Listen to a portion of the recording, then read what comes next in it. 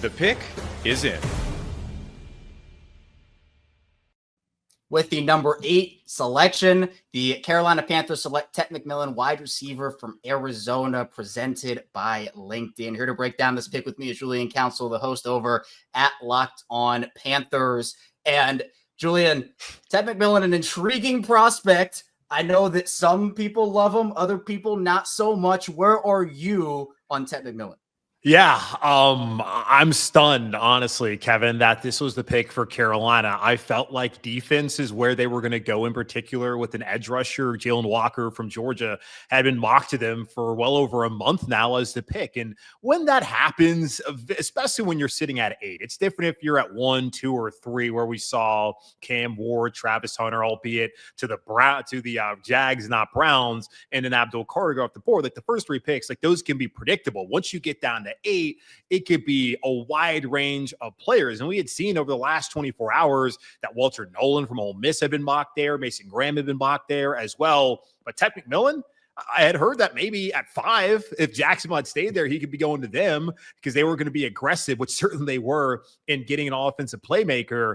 I did not expect this to be the pick for Carolina. It feels pretty clear to me, just based off of how long it was taking for the pick to be in after all those picks were going pretty rapidly, especially for a night 1, that Dan Morgan, the Panthers GM, was trying to trade out of that pick. But clearly, whatever offers they were getting just weren't good enough for them. So they decided they were going to stay put and they were going to take a player who can help Bryce Young in a pivotal year 3 here, kind of in 2025. Is this the pick that you would have made for the Panthers, or would you have gone somewhere else? Well, obviously in a perfect world, I would have traded out of this pick, but we do not live in a perfect world at all. And like based on what was available to Carolina, I probably would have gone with Jalen Walker from Georgia to be able to have that edge rusher and also that hybrid linebacker type that he's been. But there were question marks of whether he would have fit into this scheme. I saw Michael Williams went 11th overall. He could have made sense as well, as he's somebody who I think had he been healthy this past season, you can't forget he got a cheap shot week 1 against Clemson. And had he been healthy, maybe he puts up a bigger stat line this past season at Georgia. But I thought Carolina, they probably wanted to trade out. So if I was going to be sitting there knowing that Mason Graham was off the board, I would probably have taken Jalen Walker at this point in time, but I'm not sitting here like mad at all about this pick.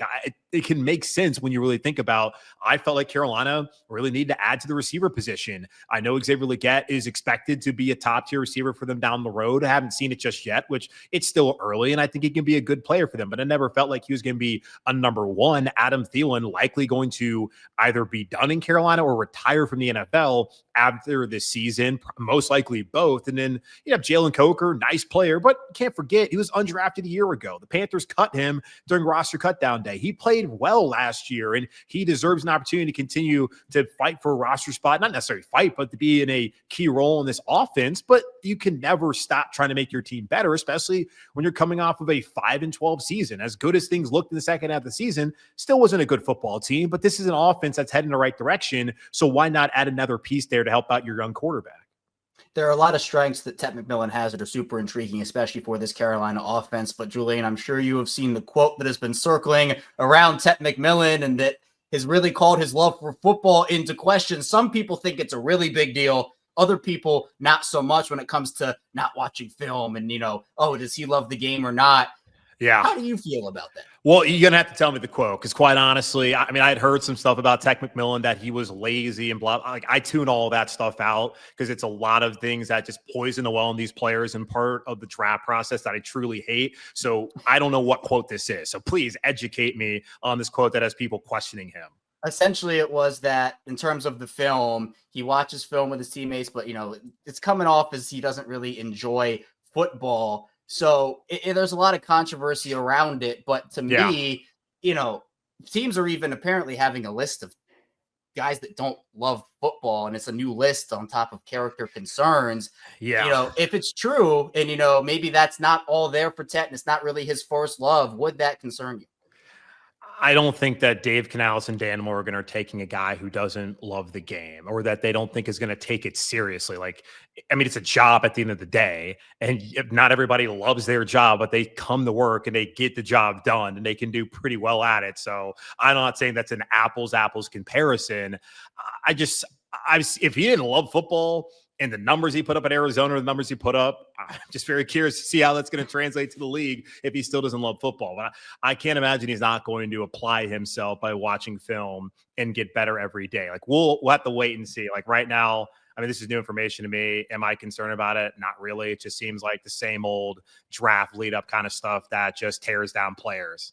Yeah, drafts have those storylines, and it's unfortunate that they do. And again, what it was is that Tet McMillan watches film with his teammates, but he doesn't actually enjoy watching the game of football. So still a really like talented player. Yeah, exactly. Like he'd rather watch other things when he's at home. Okay. Exactly. I mean, yeah. I enjoy doing podcasts. I don't like listening to them all the time when I'm at my house.